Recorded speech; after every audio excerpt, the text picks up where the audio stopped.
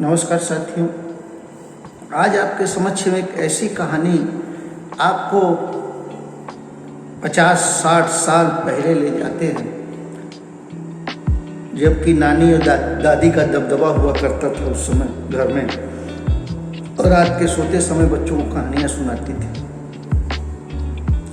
शायद आप किसी के मुंह से सुने हो या ऐसा देखे हो, जरूर, मैं ये नहीं कहता, लेकिन जो नई जनरेशन है वो उनको ये सौभाग्य नहीं प्राप्त हुआ। कहानी मैं बताता हूँ, उस समय की है जब छोटे छोटे गणराज्य हुआ करते थे, अलग अलग राजा लोग रहते थे। उस समय मनोरंजन का कोई, जो आज के मनोरंजन का दौर है, उस समय नहीं था।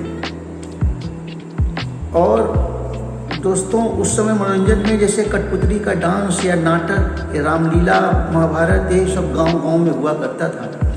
उस समय जादू भी चलता था, जादू भी लोग देखते थे, फला जादू वाले, ढिका जादू वाले। उसी जादू वाले में से बड़ी पुरानी कथाओं में ये है कि एक जादूगर क्रूर था।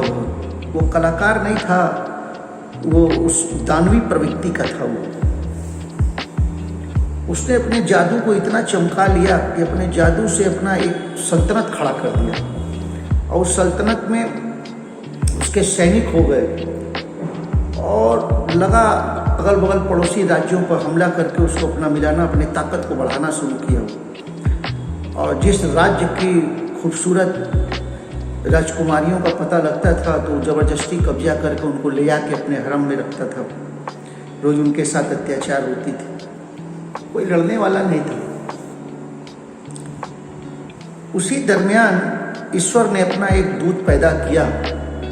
उससे कुछ दूर जंगल में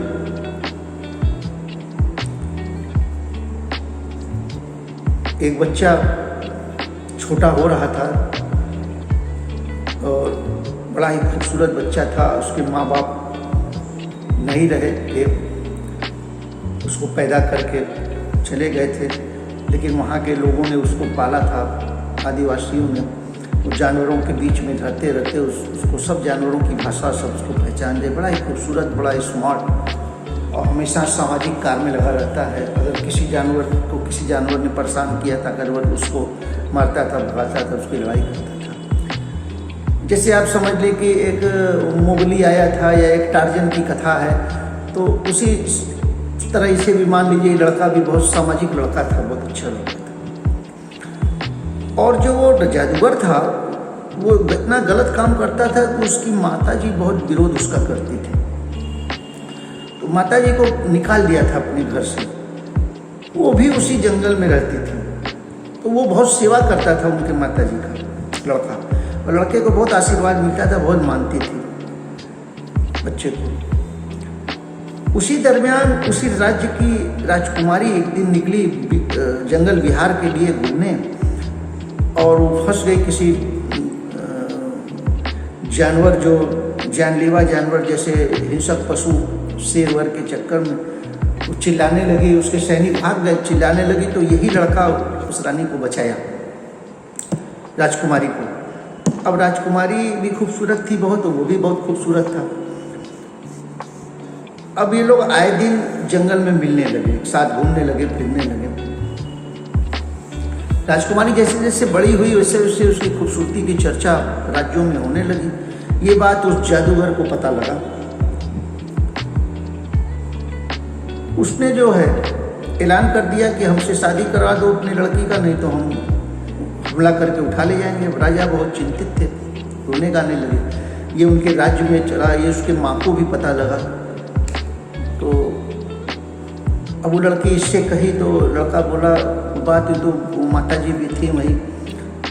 तो माता जी बोली कि बेटा तुम मत घबराओ, तुम लोग के प्यार को हम बिछड़ने नहीं देंगे, तुम घबराओ मत, तुम्हें हम इतना आशीर्वाद दिए हैं कि तुम्हें तकलीफ हम नहीं होने देंगे।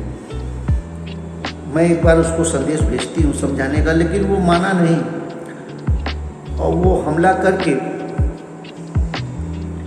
राजकुमारी को उठा ले गया। हार के राजकुमारियां समर्पित हो जाती थी उसके साथ। उसने अपने पास रखा। ये जब समाचार मिला कि राजकुमारी को उठा ले गया है तो लड़का बड़ा घबराया, तो आके जो है बूढ़ा माता के पास रोने लगा कि माता जी ऐसा ऐसा बात हो गया, हम क्या करें। कहा बेटा उसके सेना से कोई नहीं लड़ पाया, तुम कैसे लड़ पाओगे। अच्छा सुनो, मैं तुम्हें एक राज की बात बताता हूँ। बोला क्या है माता जी। देखो वो जो जादूगर बेटा है मेरा, वो उसके शरीर में प्राण नहीं है, वो एक तोते में अपना प्राण को रख दिया है।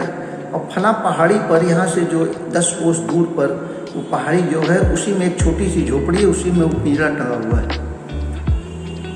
और वो जो है उसी में उसने अपने प्राण को रख दिया है, ताकि जब कोई हमला करे उसके ऊपर, उसको मारे तो वो मरे ना। और ये बात कोई जानता नहीं बेटा, केवल मैं जानती हूँ या वो जानता है। वहाँ पर सैनिक भी पहरा देते हैं। अब तुम अगर उस तोते को पकड़ लो तो तुम्हारे मुट्ठी में हो जाएगा। लड़का ने आशीर्वाद लिया और लड़का आगे बढ़ गया। उनके सैनिकों को चकमा देकर वो अंदर गया और तोते को पकड़ लिया। और तोते को पकड़ के जब थोड़ा सा गर्दन मरोड़ा तो इधर राजा का गर्दन मरोड़ाया जो है परेशान। वो समझ गया कि ये क्या माजरा है। ये वहाँ से भागा अपने सैनिकों के साथ देखने आया कि बात क्या है। देखा तो यहाँ सैनिक सब मूर्छित पड़े हुए, सबका गर्दन टेढ़ा। और वो लड़का हाथ में लिया था। कहे तुम क्या कर रहे हो, इसको छोड़ो, जो है तोते को रखो। तो तुम कहे वो राजकुमारी को आपने उठा के ले गया है, वो हमारा प्यार है और हम उसको चाहते हैं। अब इतना अत्याचार क्यों कर रहे हो दुनिया में, जो है कितनी लोगों को बंद किए हो तुम ले जाके राजकुमारियों को, तो ऐसा क्यों कर रहे हो। कहा कि अरे हम ठीक है नहीं करेंगे। तोते को कहे ना तोते को नहीं, आज तो आपका ये लीला समाप्त करना है।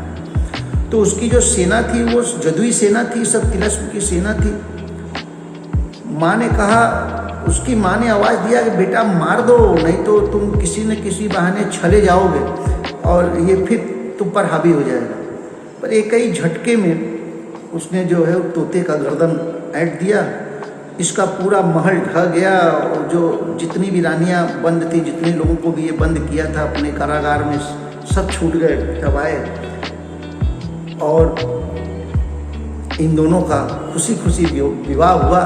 इनके पिताजी, राजकुमारी के पिताजी, अपने सल्तनत का एक वारिस बना दिए इसको, कि मेरे बाद तू ही वारिस रहेगा। उनको लड़का था नहीं, लड़की थी।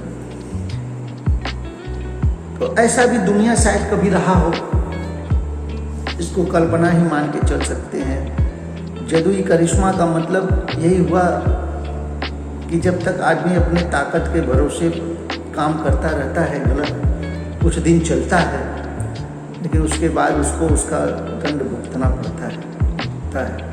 ये बड़ी बड़ी पुरानी कहानियाँ हैं, हम लोग सुने हैं बचपन में।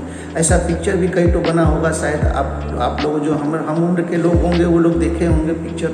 ऐसा कई तो बना इसमें। आज इन्हीं कहानियों के साथ मैं आपसे दूर होता हूँ। फिर ब्रेक के बाद मिलते हैं कल। नमस्कार, धन्यवाद। हम बार बार क्या कहें, हमको आप आगे बढ़ाते रहिए, ये आपका कर्तव्य बनता है। कोई बेटा समझ के, कोई बाप समझ के, कोई चाचा समझ के, कोई दादा समझ के, जो भी समझिए, जिस योग्य हमें समझिए, हमारा सपोर्ट कीजिए। नमस्कार, धन्यवाद।